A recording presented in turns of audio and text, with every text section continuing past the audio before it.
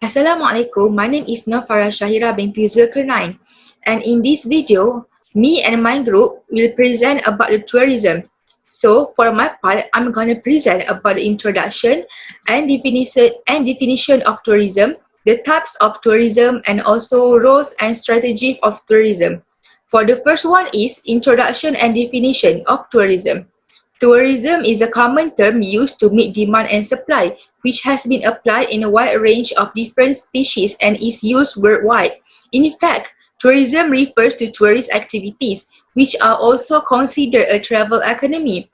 All activities close the holiday economy include the travel industry.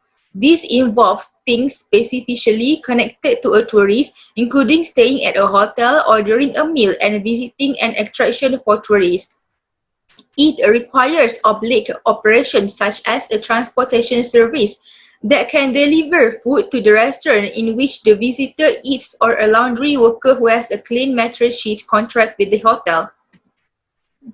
For the next one is type of tourism. For the first one is culture and heritage tourism. Two forms of cultural heritage in Malaysia are currently recognized as tangible and inviolable.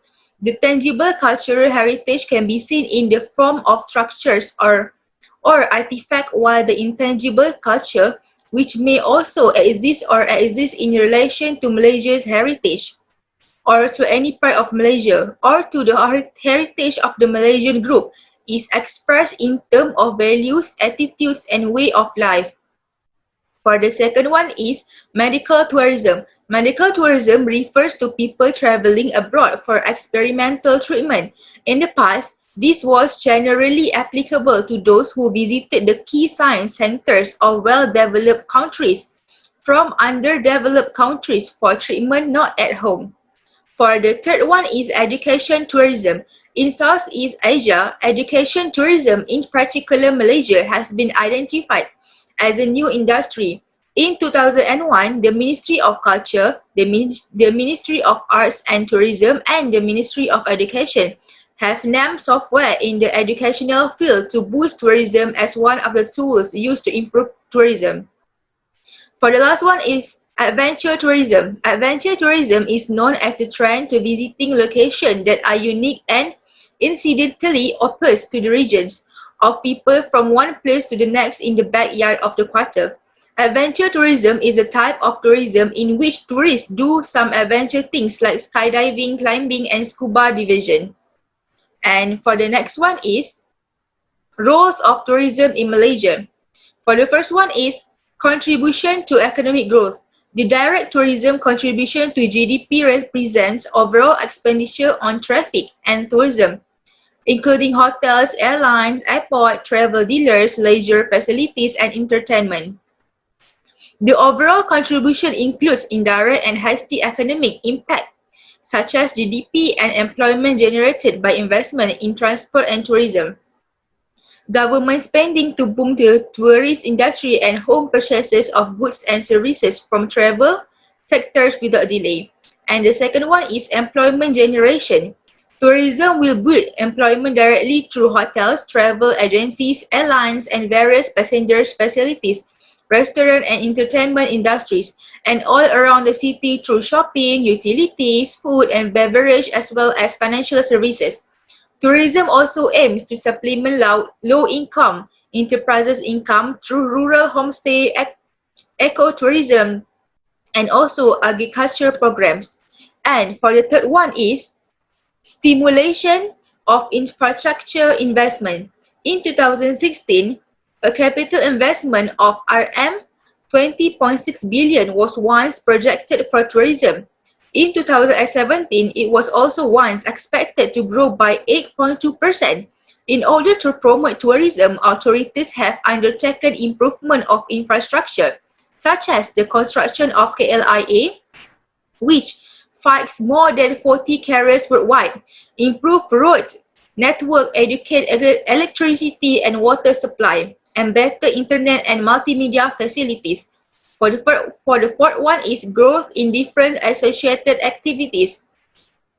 Tourism not only offers many opportunities for jobs, but it can also increase foreign exchange income as can boost various financial activities.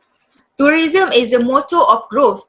Tourism will increase income in different quarters of production by a strong multiplier effect and contribute significantly to the development of the country. And for the last one is contribution to nearby economies. Tourism is a significant source of income for the local economies, which benefits in particular the native and indigenous communities. Agrotourism, where visitors can ride through the countryside in a village, enjoy their usual meals and find out about the craft in the neighborhood, brings enormous impact and returns to their owners. And for the next one is strategies on tourism in Malaysia. For the first one is Malaysia's Travelers Corporation or RATSAP should apply storytelling on their social media posts.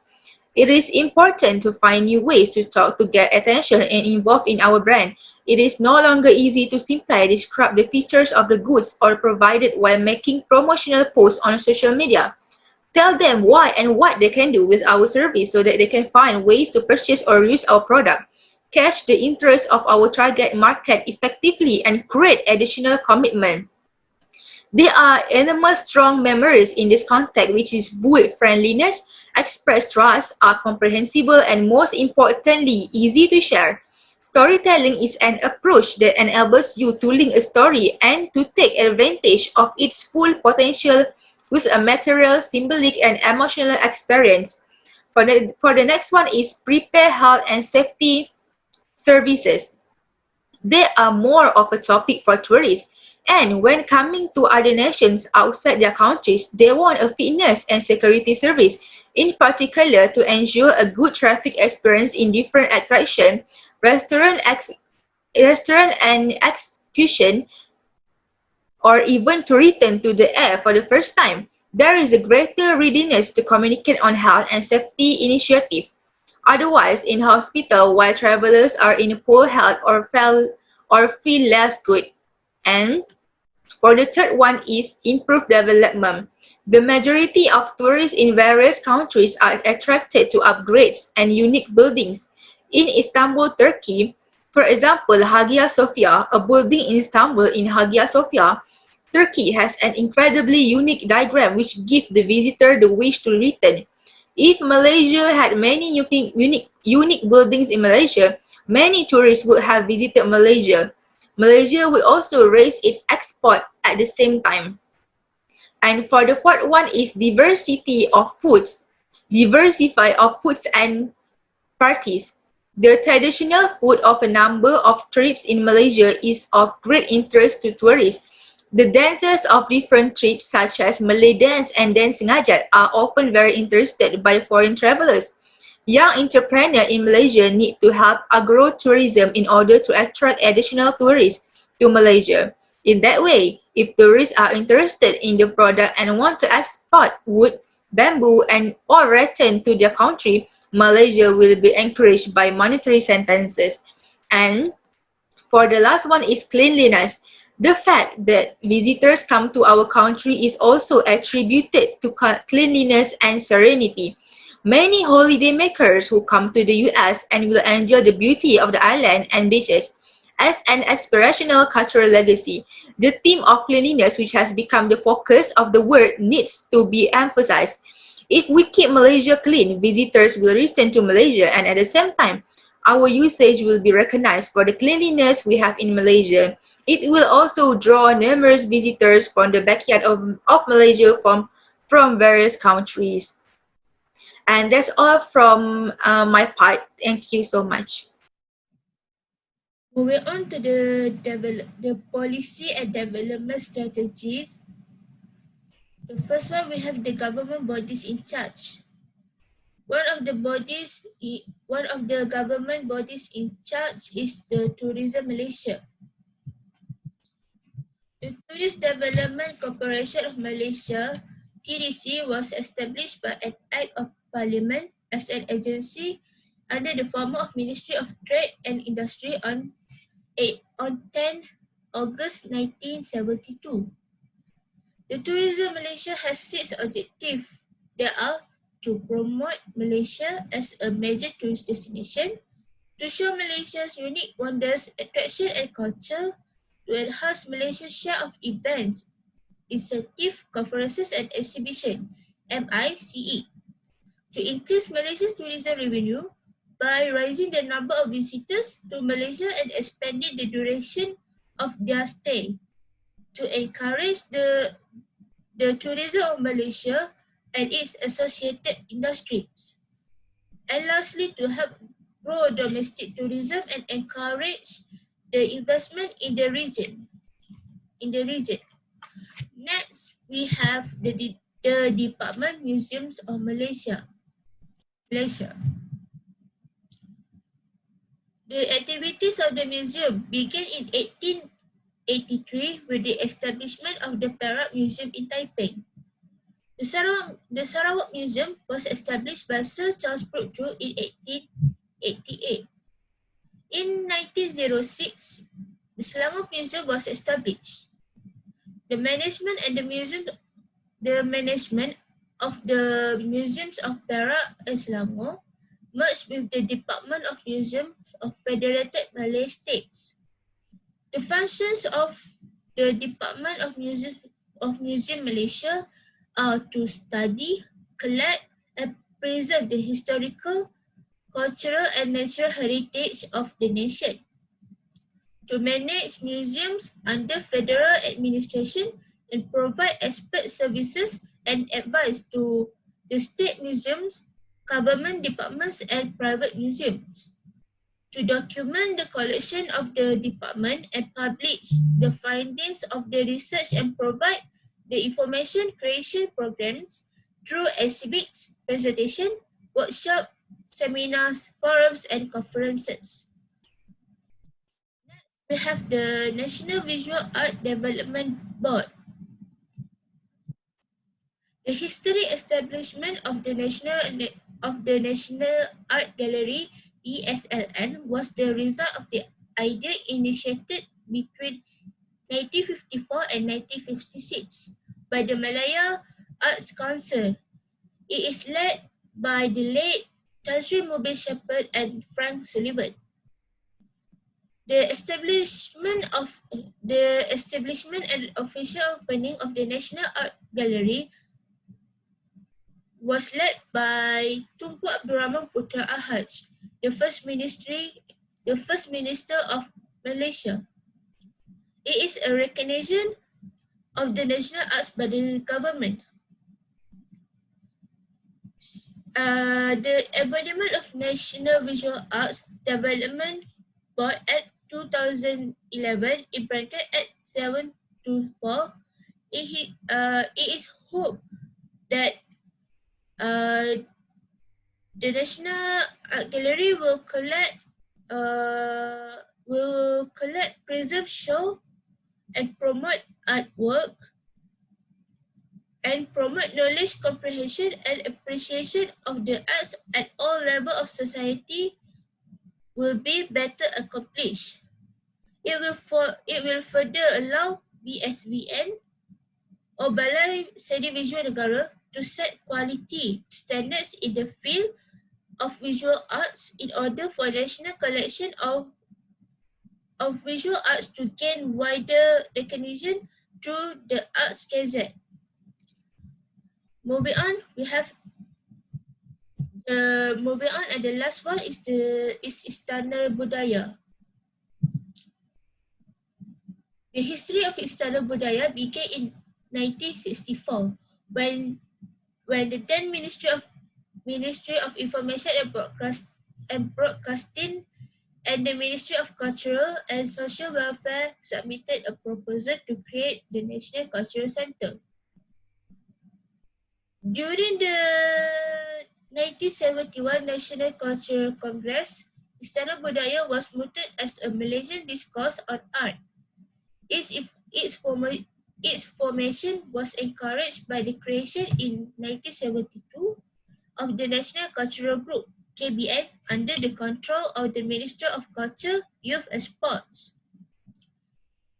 Istana Budaya seeks to increase the standard of performing arts, establish artistic excellence, artistic excellence in theatre, popularize high-quality theatre performances, and develop a higher sense of artistic appreciation. Assalamualaikum, my name is Nur Fahani binti Adnan. I am from BA 1115C. So today I would like to present on my part, which is tourism strategy development. So there are four tourism strategy development. So first of all, one of the tourism strategy development is by relaxing immigration controls, or in other words, by removing visa requirements. For example, Vietnam has scrapping its visa requirements. This is because by scrapping the visa requirements, it can encourage the tourism to explore in their home country. For example, nowadays the visa application for travel to Australia, it is a little bit hard for us, especially for a boy, because they think we are not going there for a holiday, but we are going there to work there. So they have scrapping the visa requirements for us to go there.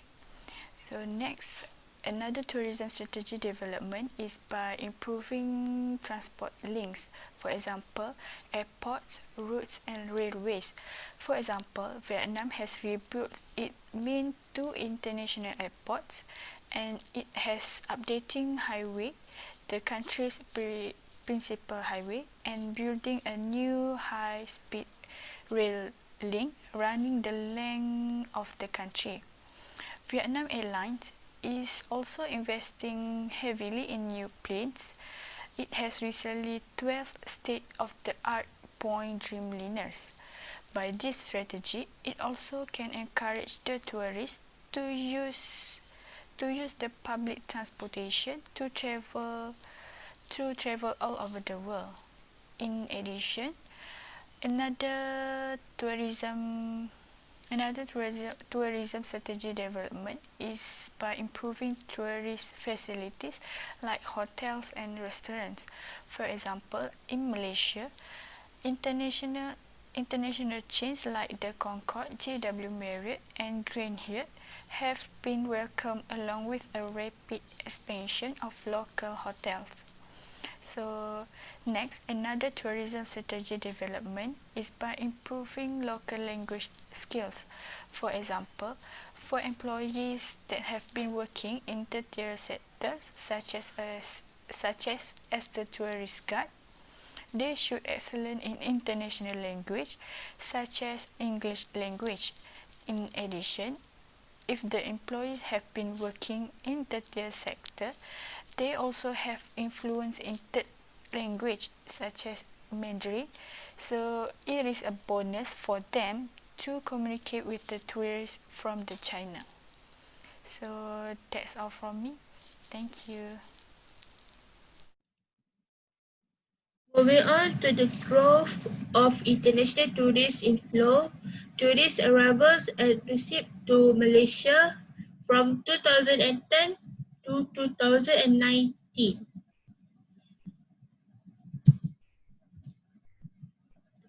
This is the graph for the tourist arrival from 2010 until 2019.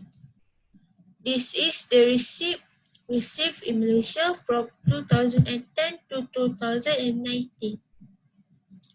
So in 2010, Malaysia reports 24.6 million tourist arrival. Malaysia generates 56.5 billion ringgit in tourist receipt in 2010. In 2011, the tourist arrivals rise to 24.7 million compared to 24.6 million in 2010. The receipt rise to 58.3 billion ringgit compared to 56.5 billion ringgit in the previous year. In 2012, the tourist arrival increased to 25 million compared to 24.7 million in 2011. The receipt shows an increase to 60.6 billion compared to 58.3 billion in the previous year. Next, in 2013, tourist arrivals have increased by 2.7% to 25.7 million arrivals compared to 25 million arrivals in 2012, amid to a difficult year. The receipt shows an increase to 64.44 billion compared to 60.56 billion ringgit in the previous year. It shows an increase of 8.1%. Next, in 2014, the country reported 27.4 million visitors compared to 25.7 visitors to 25.7 million tourists in 2013. The receipt also shows an increase to 72 billion compared to 65.4 billion ringgit in the previous year, with a rise of 10%. In 2015, the country received a total of 25.7 million visitors. However, the receipts decreased to 69.1 billion ringgit compared to 72 billion ringgit in the previous year, with a decrease of 4%. Next, in 2016, the nation receives 26.8 million visitors compared to 25.7 million visitors in 2015. The total receipts have posted a positive growth of 26 billion in 2016 compared to 21.6 billion in 2015. In 2017, the nation received 25.9 million visitors. There is an increase of 0.1% in the tourist receipts, adding 82.2 billion ringgit to the country revenue. In 2018, the nation received 25.8 million visitors. There is also an increase of 2.4% in the tourist receipts, adding 84.1 billion ringgit to the country revenue. And lastly, in 2019, the nation received 26.1 million visitors. There is also an increase of 2.4% in the tourist receipts, adding 86.1 billion ringgit to the country revenue. That's all from me. Thank you. Assalamualaikum. My name is Warahwani binti Warukman, and today I would like to continue our presentation on promotion and marketing activities in the globalization era. Firstly, new concept adjust to the new travel industry.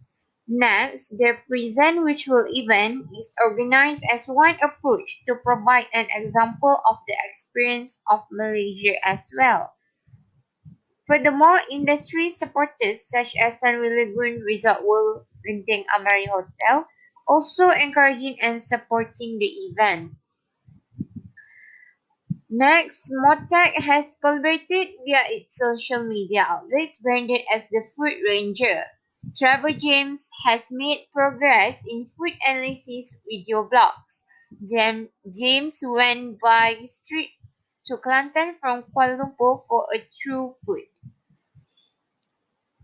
Furthermore, Datuk Sri Abdullah Ahmad Badawi was the first leader for the Monsoon Cup. The Monsoon Cup was held at Duyong Island. Perlis government will host major water and water sport festivities. On 31st May, the state government will arrange a 25-kilometer Perlis half marathon. East Wind Festival 2015 was held in Kampung Sungai Berembang Simpang 4 near to Kanga. Malaysia 2020, the Ministry of Tourism, Arts and Culture (MOTAC) requires Industrial Movements TMM 2020. Since the global expansion of COVID-19, they expect that sectors should decrease in the nation on occasion. So that's all for my presentation. Thank you. Assalamualaikum. Okay, Assalamualaikum warahmatullahi wabarakatuh. I'm Muhammad Arisha bin Muhammad Nurhan from class BA 1115C. So today I will present the conclusion of tourism. Okay, first, in terms of foreign sector, tourism is Malaysia's main service market. Okay. Second, in terms of international tourism arrivals, Malaysia have tried to capture a spot in 10 countries in the world. How it's happened? Malaysia have emphasized the need to draw non-Muslim tourists and Muslim visitors to the region. For example, year after year, international tourist arrivals and profits are growing. Investors are constructing new places of accommodation to meet the needs of visitors. And every year, the income from tourists was rising. So, second is government has adopted the policies and regulation needed for the growth of sustainable tourism. For example, the government have friendly welcomed the homestay and other tourism events. In order to increase the tourism sector in Malaysia, community benefits sharing opportunities, attracting foreign investment and growth in the area are required. In addition to this, Tourism Ministry Malaysia Tourism Hub, Virtual Malaysia Diversification and Tourism will work together to promote the tourism product and service of the country locally or abroad. So, Malaysia, Indians, Chinese, and many other ethnic groups live together in harmony with a slogan Malaysia really Asia. Malaysia really Asia. It has also taken Malaysia to hundreds of vibrant celebrations, not just to render Malaysia one of the delicious government paradise. It is not surprising that Malaysia likes festival and social activities. Malaysia was one of the world's best secrets of travel conservative. So next is, according to one of the government provisions, tourism aims at improving and concentrating on the certain areas of the economy. The tourism industry in Malaysia is contributing to a significant source of foreign exchange income. First is economic growth, second is attracting further investment, and third is growing opportunities for jobs. Next is the objective of Malaysia tourism. First is promoting Malaysia as a global tourism destination. Second is highlighting the unrevered attraction, culture, and attractions of Malaysia. Third is growing Malaysia participation in events. And last is extending its land to the rise in tourism would be contribute positively to the country's economic and quality of life.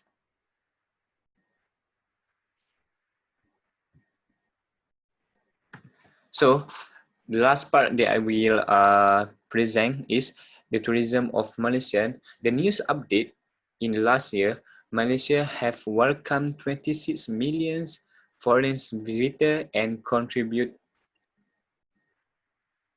86.14 billion RM ringgit Malaysia to the economy in the last year. So,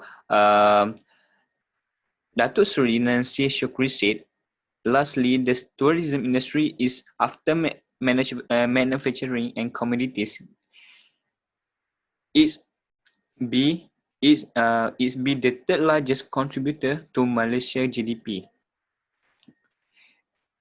which is in 2019 about 5.99% of the total GDP was in this sector. In recent years, there was tremendous growth in the tourism industry in South Asia, which is Malaysia was keen to capitalize on. So, in the expectation that 30 million visitors and 100 billion Malaysian ringgit in tourism receipt for 2020 will meet their ambition goals. The Visit Truly Asia Malaysia 2020 campaign was initiated. So that's all from me. Thank you.